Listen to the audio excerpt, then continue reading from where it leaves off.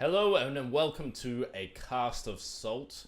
We're broadcasting live from the basement. AKA Ben's living room. AKA Ben's fuck dungeon. We're trapped here, please help. Please send your help to 555 go fuck yourself way. So I'm Ben. This is Ryan. Hey. That's Carl. I'm Carl. What's our normal thing? Please leak, comment, and subscribe. Subscribe. Use a hashtag, a cast of salt. If you want to tweet questions to us. Use the Facebook page because that's actually more popular.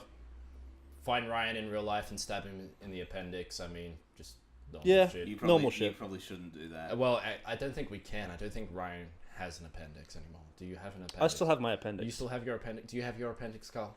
Unless I was born without one. Do you think you were born with that one? Did you wake up one morning and be like, I am 100% appendix free?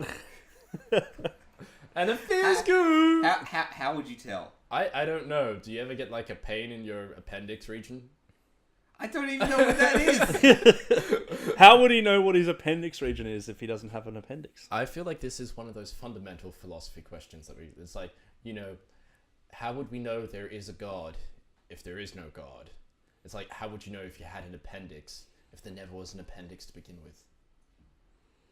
This conversation is stupid. Let's move on. It's very deep and very stupid. It's Ben, you're too deep for 2 minutes in. Pull out.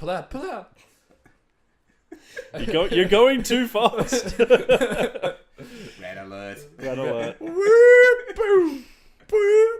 So, Ryan, how's your week been? Yeah. Fortnite. Yeah. When was the last time you were on the cast? I don't know. It wasn't on last one. I would say it was like 6 weeks ago because we missed Christmas. Yes. Yeah. So what's been news? What happened in 6 weeks in Ryan's life? We hit 100 subs. Yay. Did you ruin Christmas? No, I had an excellent lazy Christmas where I did nothing. It was great. No, but in terms of stuff that I did over the break or back when back at work, I bought myself and you jerks some PVMs, which we're sitting next to right now. Yes, I brought this up last podcast, and I'm Did like, you? Yeah, boy, and everyone's just like, the fuck are they? Yeah. And I'm like, well, it's hard to explain to you plebs. The three of us here, the glorious RGB master race. Yes, here we are. We are the glorious RGB master race. And like I said, we are in my den of iniquity, and we are surrounded by CRTs. You actually have another CRT in here as well. Yeah, so. I nearly picked up.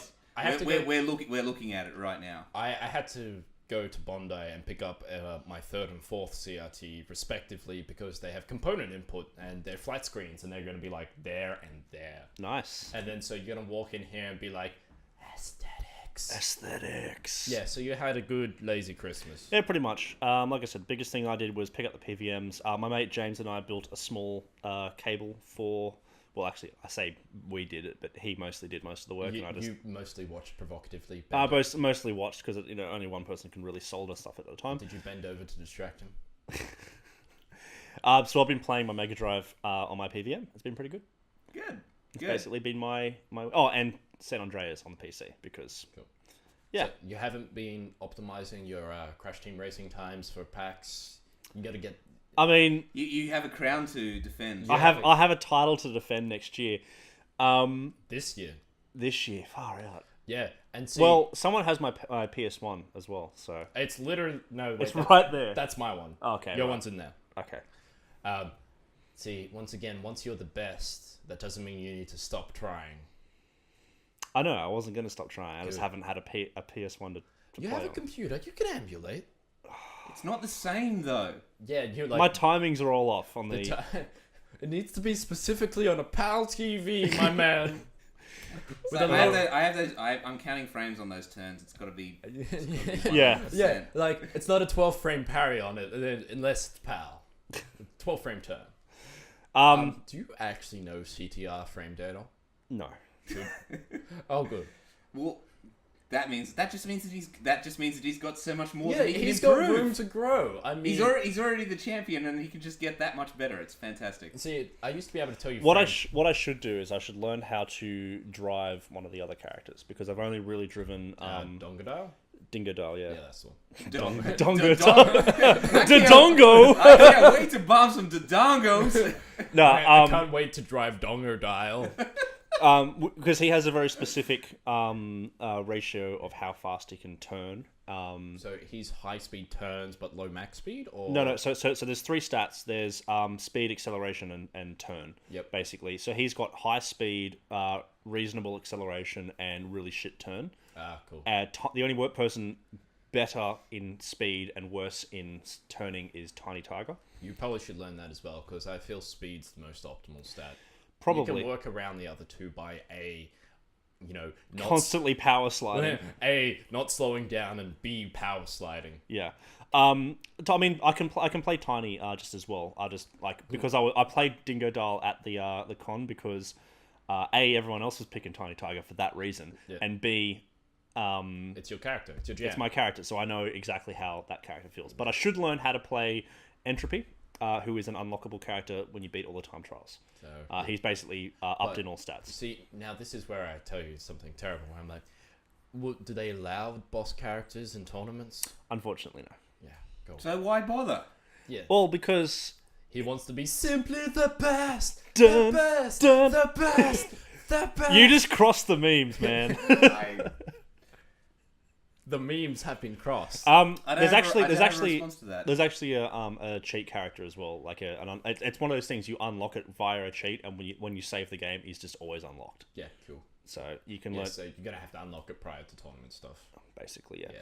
I was also just considering just bringing a Mega Drive. Mega Drive. Crash Team Racing now on Mega Drive. Oh, dude, can we I would retrograde buy it to that. 16-bit? we could potentially get it running on a Sega CD. It'd probably have to be a Mario Kart mod. Sega CD. Oh, we could make it an Sega F-Zero CD. mod. Sega CD. Yeah, maybe. Oh, we could do it from the ground up. We're not going. No, we're No, not taking we're up not. dumb We're not- programming yeah. projects right now. Okay. Yeah. Anyway, the point is, I don't even remember what the point was. What was I talking about? You were talking about what you've been up to over the past couple of weeks. Yeah. And you were considering bringing a Sega Mega Drive. No, wait, a PlayStation. A memory card is what I was going to say, so I could load a game that has all the unlocked characters and tracks. You consider bringing a PlayStation. Now I have this image of Ryan just striding into the retro gaming area, Plunking it down. carrying his PlayStation on his shoulder like a fucking boombox. Yeah. Yeah, Sup? in my head, instead of dance music, it's Did you playing... say in your head? Yes. In your head. Stop that. In my head, it's going dun dun dun dun dun. Really? Bum, Really? In my head, it was going. Boosh. In my head, it was playing chiptunes. You're just like, it's just playing Megalovania over Yeah, and exactly. over again. Speaking of converting dumb projects, I would love to see a Crypt of the Necrodancer on like an original. We could probably get that PS1. happening. Like, What? yeah, no, the PS1 hardware is super easy. The only thing with this PS1 hardware is it's all integer based. There's Yeah. no floating point. Yeah. Nerding aside, Carl, the Well- fuck you been doing, son? Well, I've been back at work for the last 2 weeks, so I. You never left work, son. Neither Yeah, I did you. did. I had 1 week off. Oh, You yeah. didn't leave work, I son. didn't leave work. Sorry, I was drunk at work that week, so it doesn't count. They let you do that? Well, Who's it's gonna not so know what much. was there. It's not so much letting him do it. There's so much that He they did- didn't find out. No, they knew. I sent my manager's manager a message being like, "Yo, you know those Coronas on your desk? They're gone. They ain't on your desk anymore." Right, so what have I been up to? New World of Warcraft patch dropped a couple of weeks back, so I've been playing that. Dude, new Final Fantasy patch as well. Yeah. Yeah, you So excited? I'm not up to that because it's all like end game content. End-game content. And Yeah. I only have enough time to be end game in one MMO. Oh, so- only one. So that's Hearthstone, right? Yes. Yes. Hearthstone, the MMO. Yes, Hearthstone the MMO. I think they call it War of Worldcraft. No, isn't it like a storm of heroes of some description? Heroes of the Stone. Heroes of the Jesus Christ, Ryan! 10 out of 10. I don't have a comeback for that. Okay, so and additionally, I was visiting a friend who has an Oculus the other week, and he's been basically just he loves the whole VR thing, and he's been trying to get people up to speed on it, and he finally showed me a game that didn't make me want to throw up. That being Super Hot VR. Yep. Did you? Yeah. Awesome game. Like we all know Super Hot's amazing, except for Ryan because he's been living in his mother's basement for 6 years. I've been wanting to play it for a while. It's been one of those things that I just haven't. Every time I've gone on, it's like, oh, I should play that, and I got home and I completely forgot about it. Yeah, you got home and you're like, oh man, gotta learn some frame data for CTR. Gotta glitch out Age of Mythology. I mean, Zeus had it coming. That motherfucker. I actually, he is a motherfucker. That's the other thing I did over the break was finish the new expansion for Age of Mythology, which is the Chinese expansion, which was decent. And Hearthstone. I mean, I still play that on and off. I don't really like the latest expansion. The current meta is too piratey for you. Yeah, it is a bit. I don't know. What did they go down the Yarhar Fiddly Dee pirate route? So, that was always that. It's funny. I should love this because that was always one of my decks. One of my decks, the old pirate warrior, just because it made people really mad to lose to it. Yeah, it's like how I like Red Deck Win, where people get butt hurt, but then it becomes meta, and you're like, I can't play this anymore because people don't get butt hurt anymore because they know how to counter it. And no, it's not the. Okay, two things. One, there is no counter. That's part of the problem. And two, pirate versus pirate matchups are just painful to play. They're just they seem like a coin flip because it's up to whoever gets the card basically. That's why they need like a pyroclasm variant, like low cost, instant speed, end of turn, whiteboard of plebs. Of plebs, yeah. Yeah, they have that. It's called Doomsayer. But that's only on your turn. Yeah, it's on your next turn. Yeah, see, like, it needs to be the end of their turn, so it leaves them vulnerable the next turn for overextending. Whereas, because... I feel like that would be too strong. See, the thing I have trouble with Hearthstone is, because there's no instant abilities at all, like, there's trap cards and secrets and whatever. Yes, they're called secrets, but yes, they're essentially trap cards. There's a trap card! You've activated my black hole! Which is a very popular Yu-Gi-Oh! Trap. Okay, now moving on. What have you been up to? Don't say Yu-Gi-Oh! I have to finish my thing about Hearthstone is the aggro decks get a huge advantage because you can wipe the field, but you don't get to swing in properly. Whereas in, like, for example, when you overextend in MTG, they wipe your field. They have, like, one free swing at you. Yeah. I also find that in Hearthstone there's been a lot of really problematic cards have been very low cost cards because it's sort of like it's a bit of a the 1 mana minions are a bit of a problem overall because it's sort of like they can't just be 1 mana 1/1s because then they're not worth playing. So they've got to have some meat to them. Yeah, some gimmick. Some meat to them, some gimmick to make them actually... It, like the Elite Vanguard, the 2/1 for 1, or the Curd Ape, or the Wild Nactile, or the Jackal Pup, or the... I can go on forever. Yeah, but the point is, if you make them too strong, then it's sort of like... It warps the game into a lower, faster thing. So essentially, what's made Pirates suddenly the bee's knees, so to speak, is... the free 1-drop. Yes. No, what? No. That's... I mean, that helps... But that's not what's made them so overbearing. What's made them so overbearing is the other 1 mana pirate they printed, which is a 1/2 that gets 2 attack if you have a weapon equipped. Yeah. So that just feels like what's that 1 mana dork from MTG that's like tap mana, black mana, tap green mana. You know the one that got banned like Deathrite Shaman. Yeah. Great card, by the way. You know that thing that, like, breaks the game in half, turn 1? Yeah, sure. Yeah. Okay. I zoned out, like, halfway through this conversation. I phased out, like, 6 years ago. Anyway, the point is, the idea there is that they wanted to print a card that was, like, sort of on the borderline of fair when it's not active, but very powerful when it is active. The problem is, by making it a pirate, it slots into the already synergistic... And then spirals rapidly out of control. Group of minions that were there. And it also plays into the fact that most cheap weapons available to Shaman, Warrior, and Rogue are also too strong. Too strong. So... Like, people have often said that the one of the best cards in the game is the 2 mana Warrior weapon, Fiery War Axe. So this is where I go, would you believe that Blizzard has made an unbalanced game, Ryan? No. Never! Oh, I'm trying to remember what's other super unbalanced things that Blizzard has done. Like the entire history of Warcraft PvP. Oh, sorry, I said actual games. StarCraft has actually been pretty balanced. Like they do good. balance patches every now and then. Yeah. And stuff, so. Roadhog was the last super unbalanced thing. Oh, come off it. You're just salty because he's hooked you through walls. And floors. And ceilings. And through the edge of the world. What can I say? Interesting that you bring that up because you remember how hyped I was for Overwatch? Yeah, and you've bummed right the fuck out. I played it obsessively for like 4 months. And then one day, I just didn't turn it back on, and I haven't touched it again since. One day, I woke up, and I'm like, nah, Tracer's booty ain't just for me. Can't do it anymore.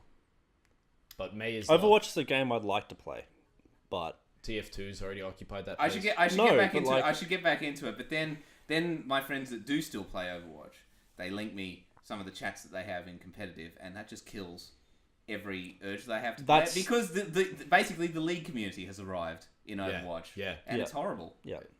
That's basically where I'm at. It's like, I'd like to play Overwatch, but it's one of those games that you can't, like, you either have to play with 6 people, like, constantly, like, your team, you know... You know there's a 3v3 mode now. Or a 3v3. Like, the point is you have to play with people you know, because if you don't, you're going to get rolled. If you don't, you're playing with the scum of the internet. Yeah. Yes. The scum. The pond scum. Maybe I should go play League now, because all the they're all playing Overwatch now. No, the thought had actually occurred to me. Although if you say that, Ben will get angry and say that you should play Dota instead. No, I'm going to say solo MMR is cancer, and we don't talk about that. I see. No, seriously, you have no idea. Dude. No, it's worse than League, because there's voice chat. I don't... There's what? There's voice chat. Oh, shit. Yeah. Oh, no. Oh, no. Sika Blast! Oh, no. Sika Blast! I go mid. I already called mid. I go mid. Look at me. I am the mid now. Go home and be a family man. In TF2, the worst you get is, can we not have 4 spies? Fuck off, mate. No, fuck off, mate. If you want a medic so bad, why don't you play one yourself? You can't. You missed the thing of, can we not have 4 spies and 4 snipers? I feel like that's a really bad team comp. Go die. Okay, you know what? I'm changing servers. Why is everyone a pyro? Yeah, pretty much. Because I actually had a decent game of Soldier the other night, which I'd never play. Soldier's fun.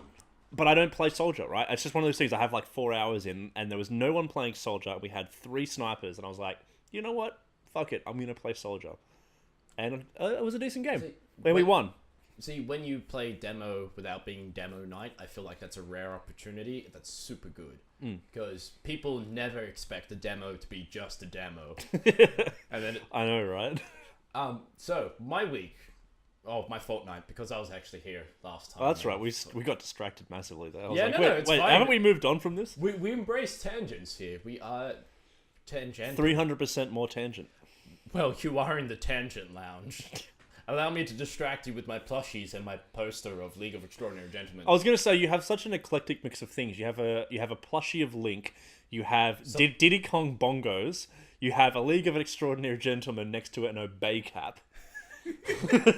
You have Farscape over there. You have a vinyl copy of Wake Me Up When September Ends. Wake Me Up When September Ends. You've missed the statue of Star-Lord literally next to the statue of Elsa. Oh yeah, that, and 2 swords just hanging on the okay, no, strictly speaking, that one's an elvish sword. It's a replica from the First War. Is it still a sword? Yes. Then it's a sword. That one's a dagger. Is it still a sword? No, it's a dagger. Kind of looks like a sword. You kind of look like you need to accept my Excalibur. It's a small sword. And it's elvish because of course it is.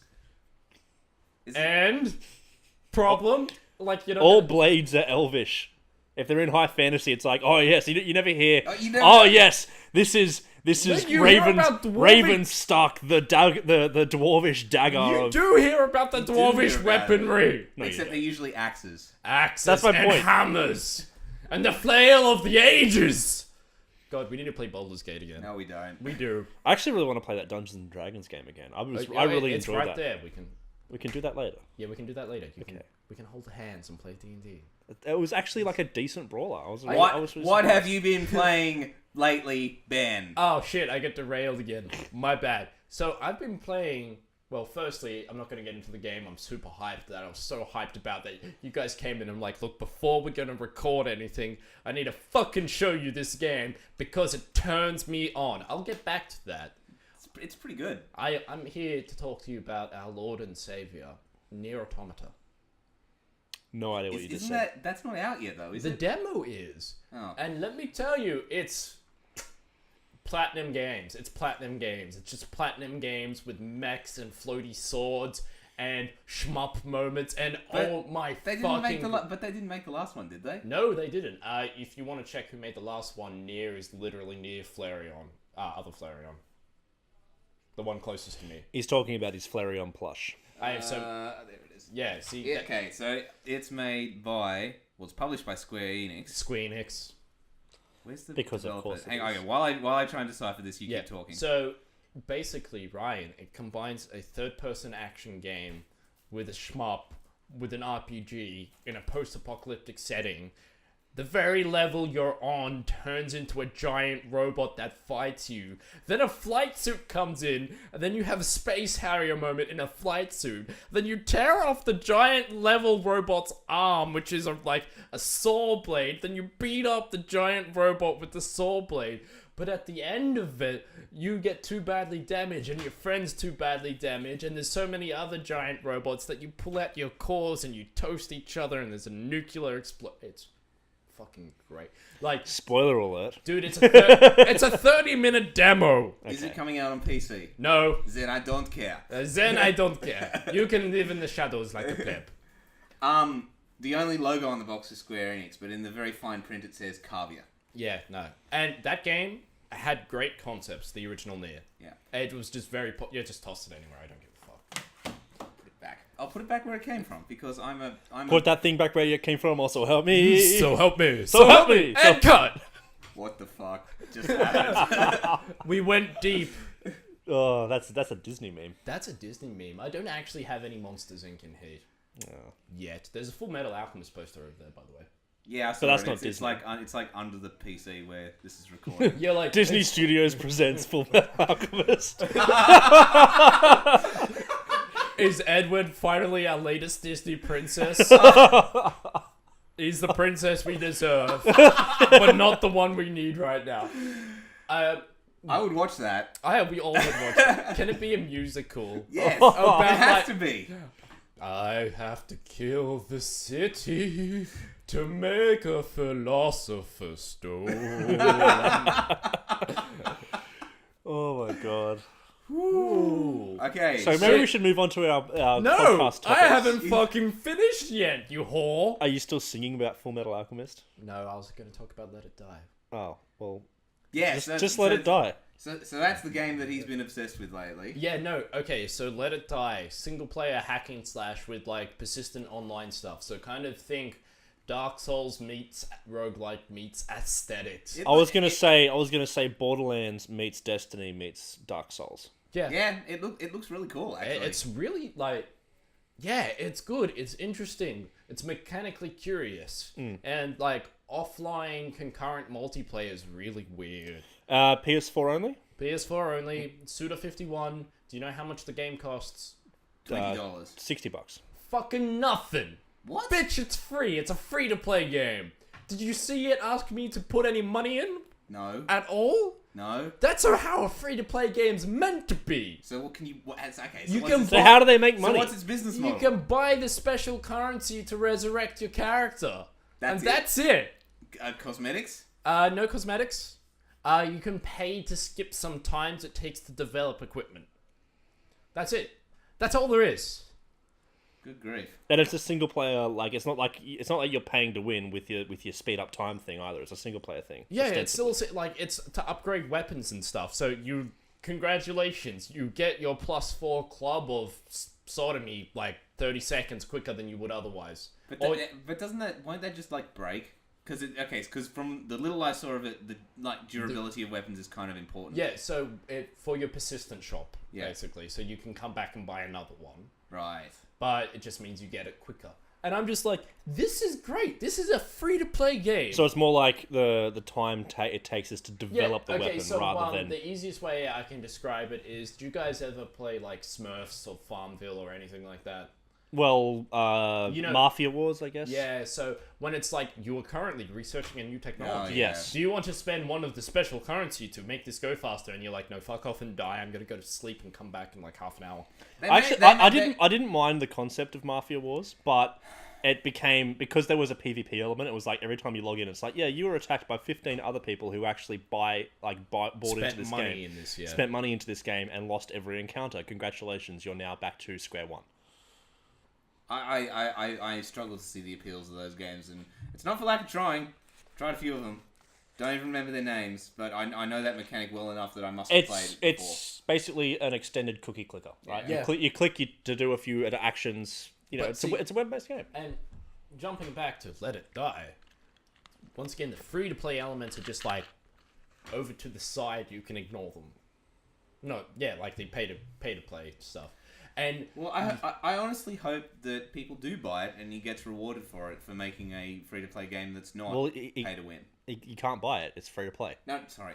What I mean is, like, I hope people actually do use those services and they make money off this to encourage that sort and because it's Suda 51 and you guys saw it, it had a banging soundtrack from what you heard. The vibe of the dungeon is like gritty and cool, and then you jump out and you're like, oh my god, Death is wearing silly glasses. There's a guy with proper stick etiquette. He remembers to cup the balls. Aesthetics. And then you walk up and you're like, is your potion lady pole dancing? Yes. She's pole dancing and singing about mushrooms. Yep. It seems more 90s than 80s influenced to me. Yeah, actually, I can see where you're coming from. Like early 90s arcade. Yeah. And it's great. Like I said, if anyone's like, man, I don't have any money to play video games, I'm going to be like, you got a PS4? Play this, bitch! Yeah, you have to have a PS4 first. That's kind of the problem. That's the bit of the catch, yeah. But a lot of the people I know have PS4s. You guys are like the only people in the world who don't have a console other than the computer. I have a Wii U. I don't use it, but I have one. I have a PS3. It's broken, and you've been trying to fix it for like the last year and a half. It's literally just down under there. I haven't been bothered going to the shop. You said you were going to take me and would hold hands, and you would stare into my eyes, and then we would share a sausage. What are you doing on the 27th? Working. Therein lies the problem. What are you doing on the 27th? I took it off so I can have the 26th, the 27th, and the 28th and 29th. See me. I'm doing you on the 26th. Yeah. And now jumping into trash talking our favorite console of all time. Carl, honestly. What are your thoughts on the N64? It's shit. No, actually. How do you feel the Sega Saturn impacted the gaming community? No, it's for real. You can shut your whole mouth about my console. Wii U. Wii U's time's up. The king is dead. Long live the king. What the fuck do you think the Wii U's lasting impact on the community is? A giant question mark, as in, what the fuck am I supposed to do with this thing? Did I spend that entire time in a dank cloud wondering what the fuck? But no. What did I think? What did I think of it? I think it was a system full of interesting ideas that were never fully developed for various reasons. Probably because they didn't have enough money to develop them, because nobody actually bought it, because no one knew what the fuck it was meant to be used for. Yeah.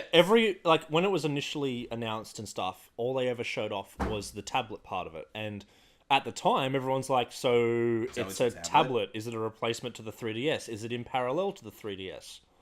No one knew. Is it an addition for the Wii? Okay, so let's go over the unique features of the console. So the big one is obviously the tablet controller. And backwards compatibility with Wii games, which is arguably what I use it for. Yeah, but the PS3 had backwards compatibility for PS1 games. I don't see that as use my PS3 for. Yeah. But that's the thing, I don't see that as like a huge feat, a brand new feature that's going to revolutionize. Let's go over the features that it did have. We'll start with the tablet controller. Now, this is the thing. I honestly think that the tablet controller was a great idea. But I don't think that it was ever very well used by enough games. I think the one Ben's just dug his tablet controller out from underneath a pile of junk. so that we can have something to demonstrate. See, the thing is, it's comfy. Yeah, it's comfy, and it's not too heavy, and it's aight. It's nothing special. Yeah, see, like I find this a comfortable controller. I thought it was nice to play. For me, and again, this is coming from someone who doesn't really play much Nintendo and stuff. It feels comfortable, but it feels like the build of it feels cheap. Yes, it definitely feels cheap.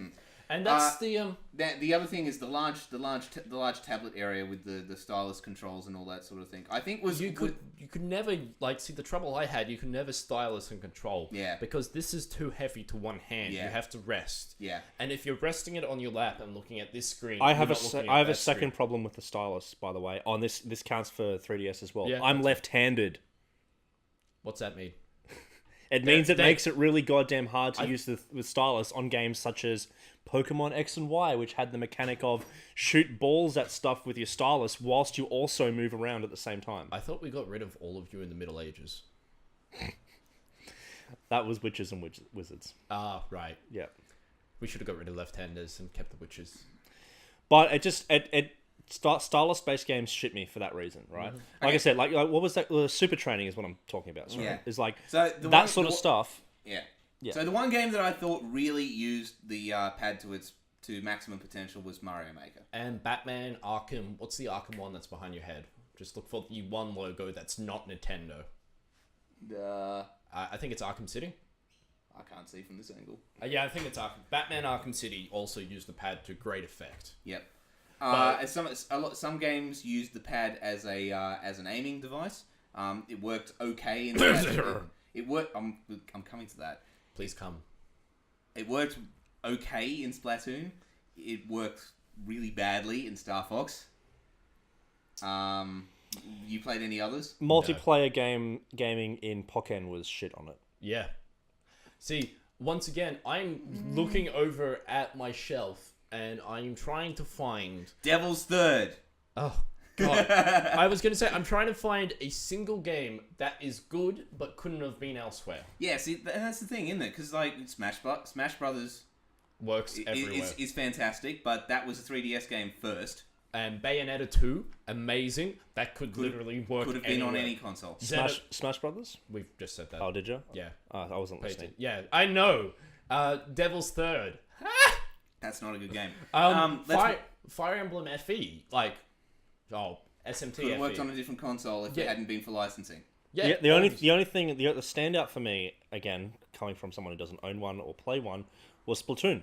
Because Splatoon shows that Nintendo can still make decent OG games. But here's the other thing. Splatoon also would have worked better on PC. Yeah, yes, Splatoon works better without the pad when you grab the Wii U Pro controller from the back and then played it on the screen properly. The moment you played Splatoon without the pad, it was a better game. And that was the other thing with the Wii U as well, is because the pad counted as the primary controller for almost everything, right? You couldn't just turn it off and then turn on the Wii U Pro controller. Yeah, the pad's still doing it. Yeah. Now, the lasting impact on the Wii U for me is there's been no games from it that really stand out to me, and I'm like, yeah, I'm super happy I got the Wii U for Mario Maker. It's on 3DS now. Hell, I would rather it on 3DS. But what the Wii U did is really highlighted the impact of a properly connected home network. I know that sounds really dumb, but back when I didn't have a TV and I could use the tablet to play games on, that's Hyrule Warriors. Yeah, that's pretty good. I love Hyrule Warriors. Like I said, but there's nothing about it that meant nothing about the Wii U's unique features that means it couldn't have worked on another platform, licenses aside. Yeah, once again, I loved it. And that's the thing. One day when we reach the point where I can put my tablet, my actual tablet, down and it's a screen for my console, and I admire Nintendo for trying to do that. And so they're going further down that path with the Switch, which we'll come to in a minute. The other thing that I wanted to bring up about the Wii U is it was great for YouTubing while you're putting the washing on the line. Super good. No, that's not what I was going to say. But it was. But I can see that. But everyone's got a phone. Also, applied pornography with the Wii U controller. 10 out of 10. And the screen's, as you can see, the screen's larger than a phone. So now, actually, I had a tablet that was about that size when the Wii U came out. Yeah, it's great, hey. It's so good. So good. The other thing about it that I wanted to bring up was, it's the Wii U software itself is kind of shit. Oh my god. Can Nintendo build an OS, please? An OS, and how about a proper online service thing that doesn't just link it to your console? It's and get rid of touch controls. I want an intuitive one that I can use a regular fucking controller on. So if I did not know Nintendo's history, and I was coming to the Nintendo, the Wii U's generation ecosystem blind, here are some things that I would expect. I would expect that you would share an account between your 3DS and your Wii U. Yeah, you do. I would expect that if you bought a virtual console game that on one, that it would be on both. It's not. I would expect that if you bought a game, there would be some sort of cross-buy where you get a discount on the other version. You don't. Yeah, I had to buy Hyrule Warriors twice. Yeah. Twice. Yeah. And it just lacks a lot of the things that we take for granted. Just so I can play a goddamn boat on both versions. The boat's really cool, by the way. 10 out of 10. Now, I would expect that if I bought a Wii U, that I could plug 3DS games into it. Yeah. Because that would have, hey, by the way, that would have been a really good idea, guys. But anyway, the Wii U's time is up, and we're moving on to the Switch. Yeah. So I take it, we've all watched the press event? Ryan, there was a press event? I'm kidding. I know there was a press event. I didn't watch it. Yeah.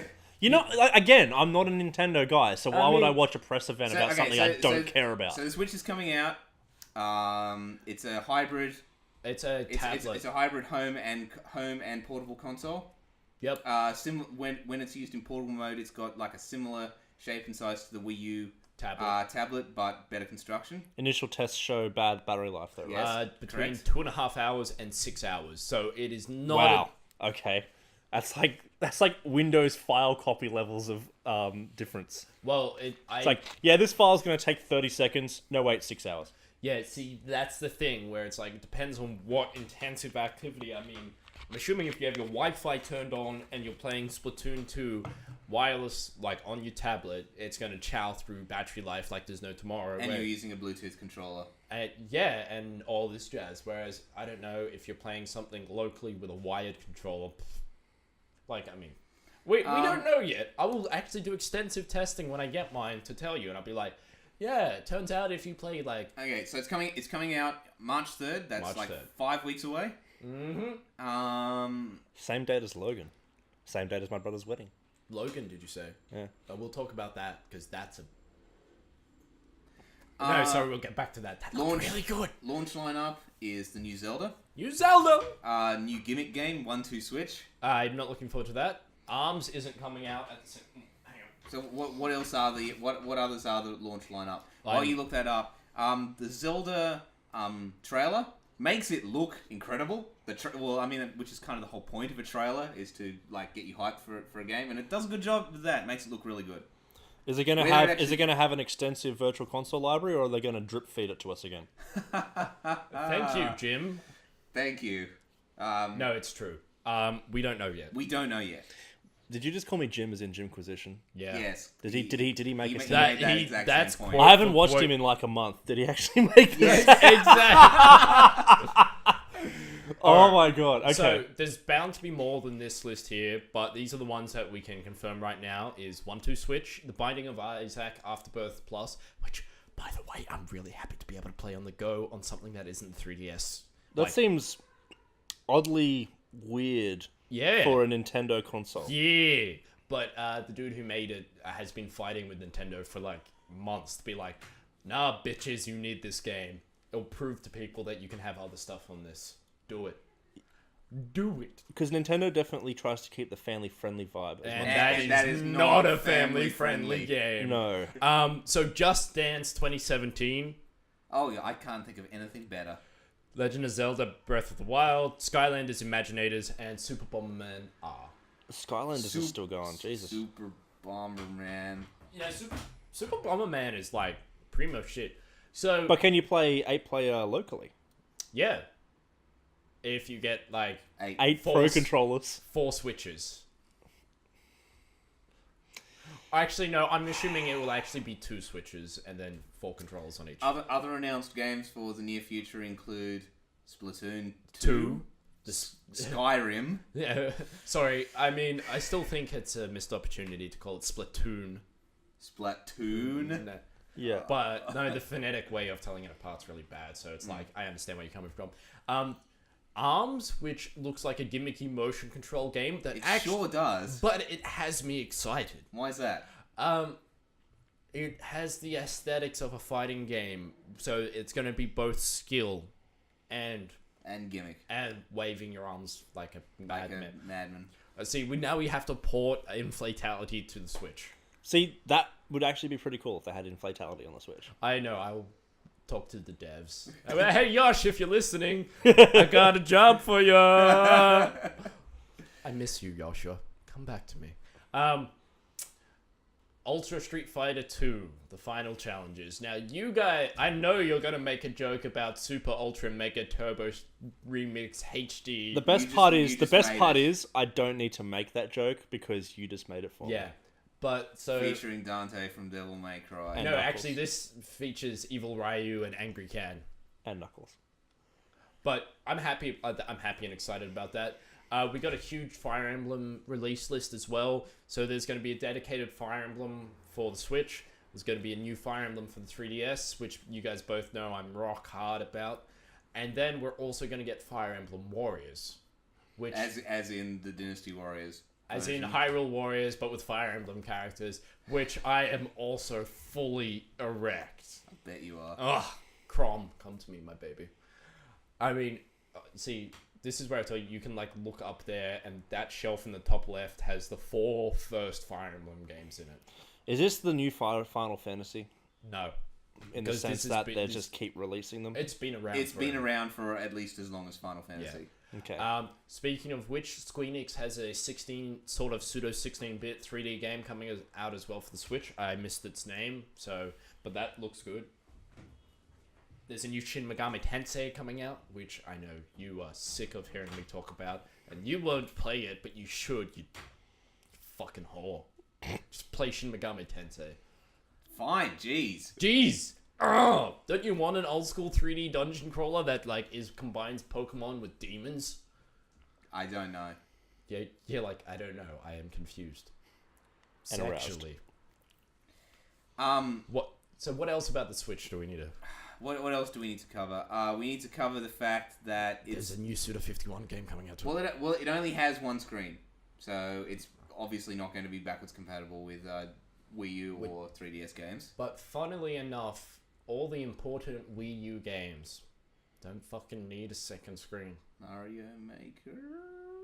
They will find a way to make it work without it. That you do realize that they've gotten meta with their flagship title. Oh yeah, there's a new Mario game. There's a new actual Mario game coming out on it, but it looks like shit. New Super Mario Brothers 2? Eat a fucking dick! The new Mario game looks amazing. Don't you want to go to New Donk City? No, I don't. New Super Mario Brothers 2? Super Mario Journey to the West? Super Mario Odyssey is what they called it. I was close with my one. Yeah. Electric Boogaloo? See, and this is the thing. I'm pretty excited for the Switch. How do I describe it?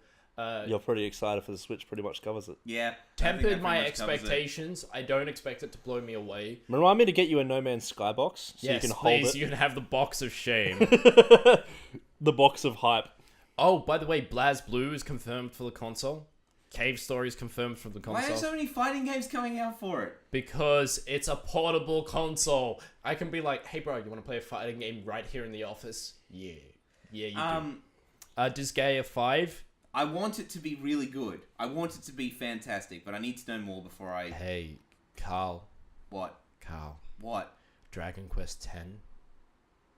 Dragon Quest 11. I didn't even know they were still making those games. Dragon Quest Heroes 1 and 2. I Am Setsuna. You can play I Am Setsuna without having to break out and dust off the Vita. Hey, Lamau. Hey. You have a Vita? Yeah, I bought a Vita. It was not one of my best purchases. Hey, plays PS1 games pretty good. No, it doesn't actually. Doesn't it? No, I tried to play Final Fantasy 7 on it. It was rubbish. Oh. He made him cry. Rip. I'm just waiting for him to just drop it off here. Just take it off my hands. I never want to see it again. Yeah, be like, Ben, I am giving. It's like, well, you already have all of my games, half of Adam's games. This is the actually, and we'll get to that in a second. Okay. Other Switch thing that's important is Xeno Chronicles 2 or Xenoblade 2. Okay, yeah, that does sound. I need to know about the online service. All right, I need to know that the virtual. They're going to do a subscription-based service for online games as well. That's fucking. And that's fucked. And I need to know that the virtual console is also not going to be fucked like it has been on all the Nintendo consoles so far. Didn't they say that like you get a virtual console game every month? Yeah, but you don't keep it. It's a rent-a-buy. Do we actually know that, or is that just a pessimistic reading? That's being confirmed. They shit. better revise this statement, or I swear to God. That's stupid. That's just dumb. Damn it, Reggie! You let me down again.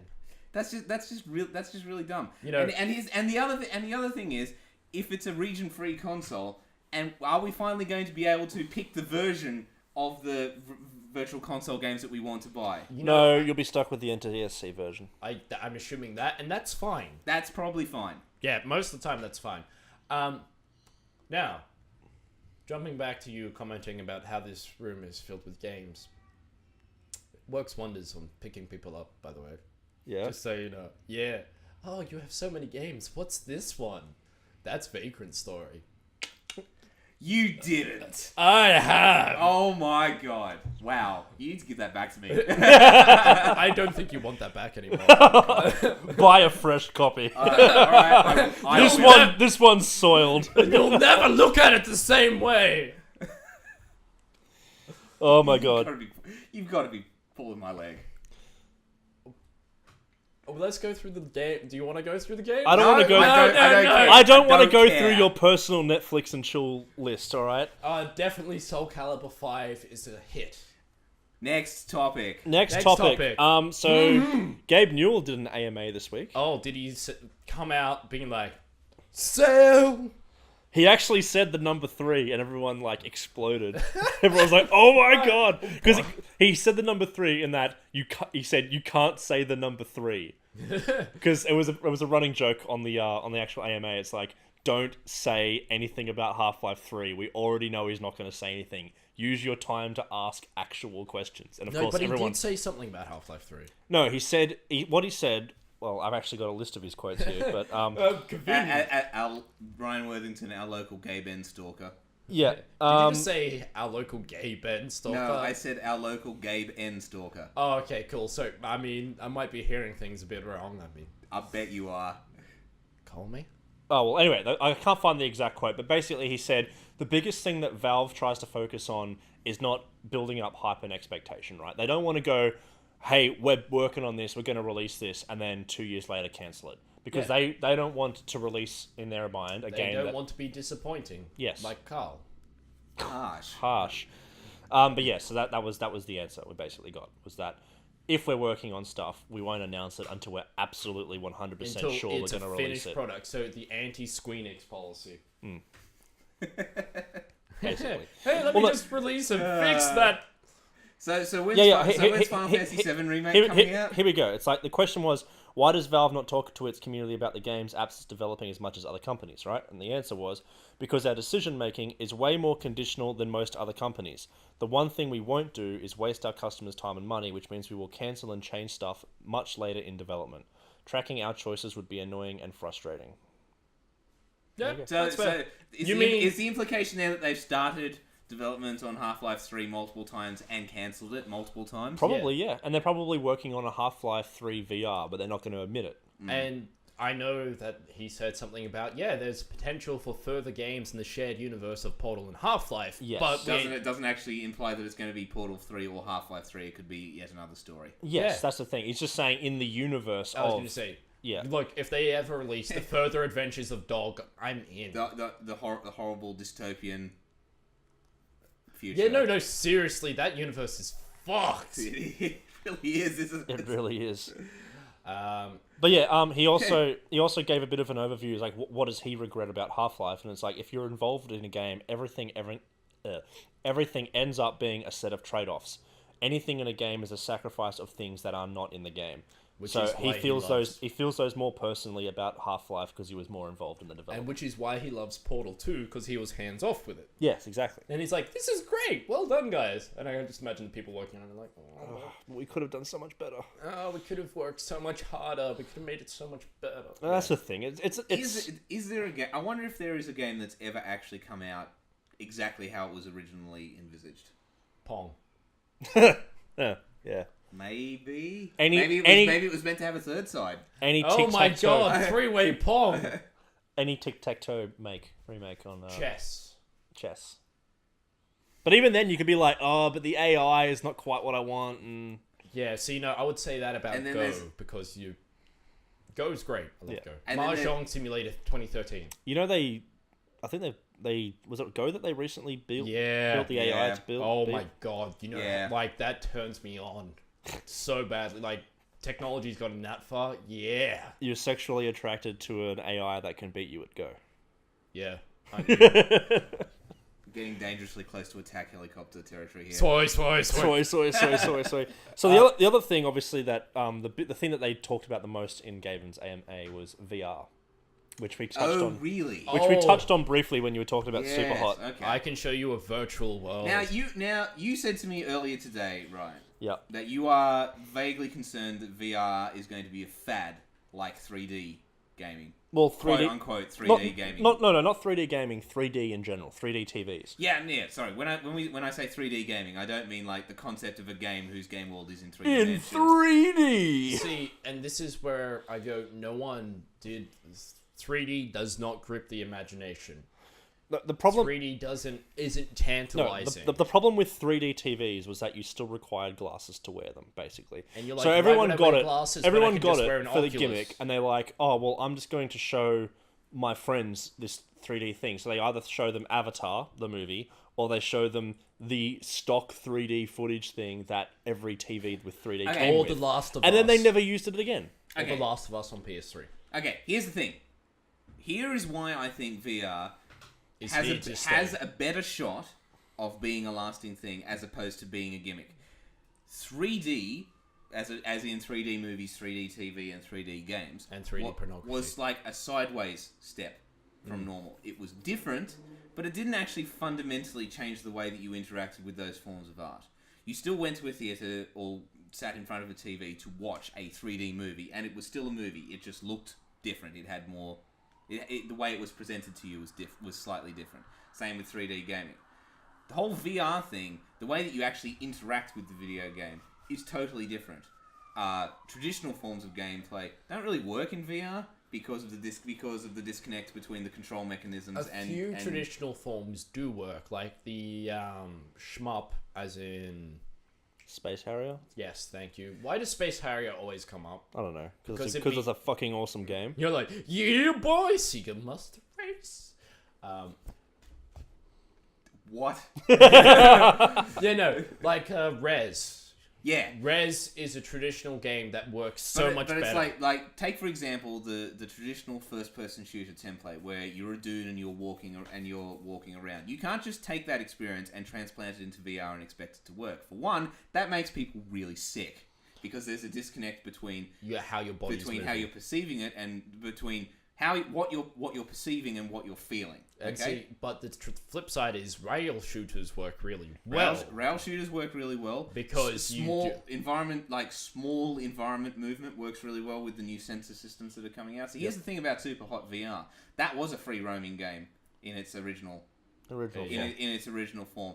In the VR version, they've rearranged it so that you don't have to move more than maybe a couple of meters either way in order to finish every level. Yep. The enemies are always coming for you, and then once you finish that challenge, you immediately move to another location.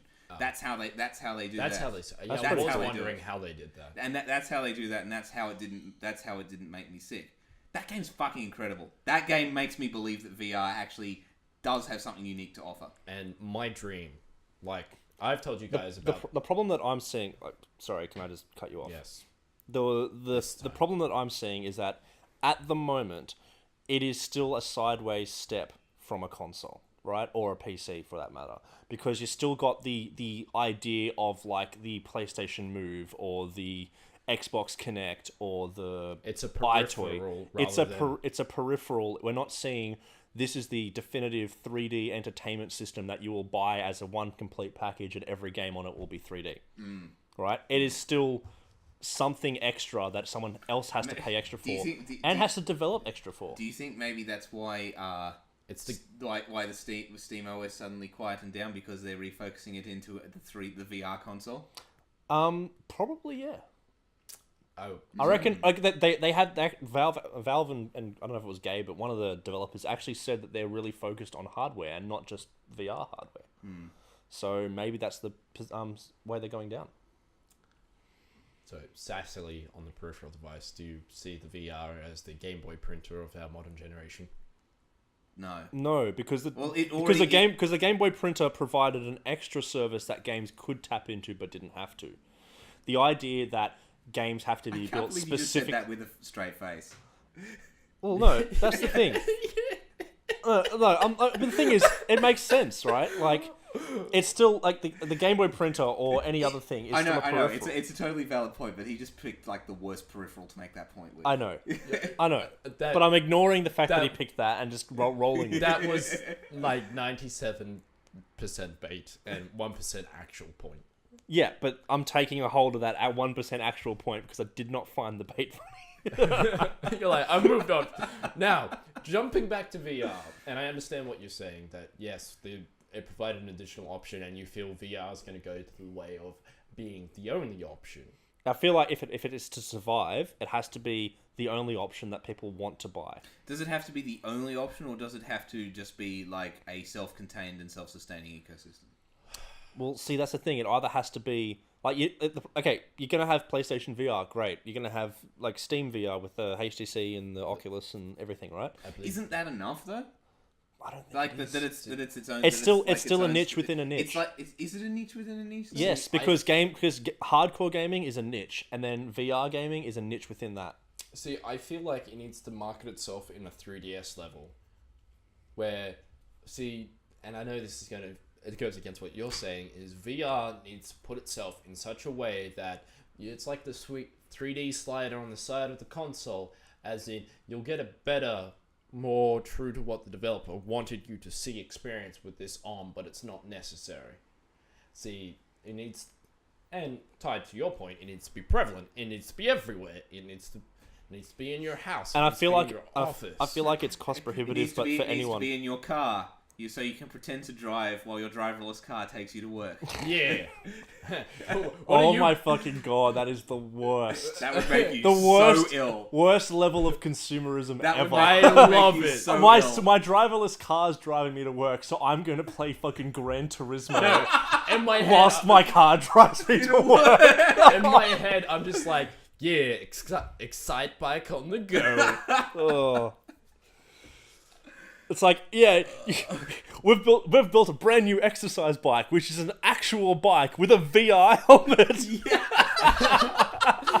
So it's like you're riding outside. Look, don't fucking joke about that. That idea's got legs. Yeah. It won't have legs because you're gonna fucking crash. See, but the worst thing is, I can tell you right now, an exercise bike and a VR headset with a sweat-proof band. An exercise bike, yes, not an actual bike. Not an actual bike. I'm saying an exercise one. That shit, man. Imagine being at the gym without having to see those fat fucks everywhere. Yeah. Or having to watch daytime television with the fucking captions turned on because they've got fucking disgusting music pumping out of the time. You're listening to what's the worst music I can think of right now? Justin Bieber. Hit Me Baby One More Time. Justin Bieber as remixed into a house trap man. Oh no, that sounds great. I would listen to the trap remix of Baby any day of the week. I bet you it already exists. Look it up. You didn't take my bait, Ryan. I'm hurt. Yeah, you see... I missed your bait. What was your bait? VR number 1. I would love a VR headset where I could explore the world of Laser Town. Yes, can we make this? And then you get in and it's like, do you want to be a real villain? You did this. This is the future that you chose. Me? On a more serious note, I also think that at the moment, and they might change in the future, at the moment VR is cost prohibitive for anyone but hardcore gamers, which is why I said at the moment it's targeted. That is absolutely true. Yeah, that's why I'm saying it's targeted. Money. Everyone in this room has spent at least $400 on RGB equipment, yet none of us can justify spending $600 on a VR headset. Okay, I buy $400 worth of PVM in order to play the like $300 worth of Mega Drive games I currently own. I buy a VR headset to play the 0% of games that I actually want to play right now. I buy a $400 PVM so I can play that one Nintendo fighting game I want properly. Okay, so here's the thing, Ben. As lovely as your dungeon is, there's not really a lot of room to set up a VR play space in here. Actually, there is. There is if you just cleaned it. That couch goes there, and I've got room. That's it. This couch literally moves around free will. Okay. You're like, oh shit, there actually is a lot of Okay, all right. Okay, fair enough. Plus, if he actually cleaned it, then we'd have a lot more room. Hey, fuck you. I like my 7 tables. None of which match. I was gonna say your Actually, cable management has been giving me a headache since I got here. 1, 2, 3, 4, 5. Oh, sorry, I only got 6 tables. My bad.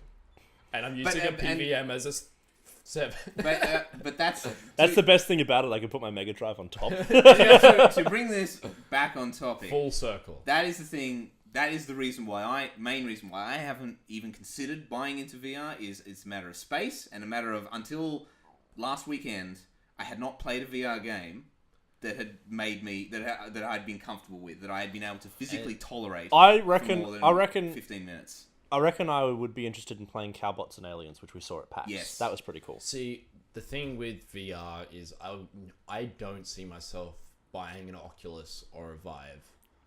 I don't want to have to crawl through the goddamn scum of the earth PC software environment to find a game to play. You know what I'm talking about, right? You're talking about the Steam storefront. I am talking about Steam. I love Steam. You were my hero. But it was meant to save. But you gaming. can play.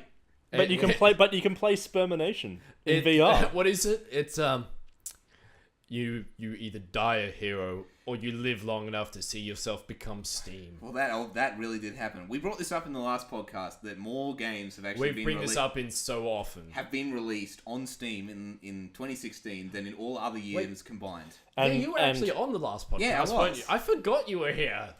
I'm sorry. That was actually a point that I was going to bring up, actually, but seeing as you already talked about it, never mind. Yeah, see, we've done this. We can talk about it some more. And that's why I would get a PS4. Hey, shut your whole mouth. Sorry, keep going. This is why I would get a PS4 VR, because apart from you already being heavily invested in the PS4, apart from me being in that infrastructure, yes, it also means I have someone who actually audits the goddamn store, so I am not playing So let me get this straight. At this point in time, you would rather put your faith in Sony than Steam.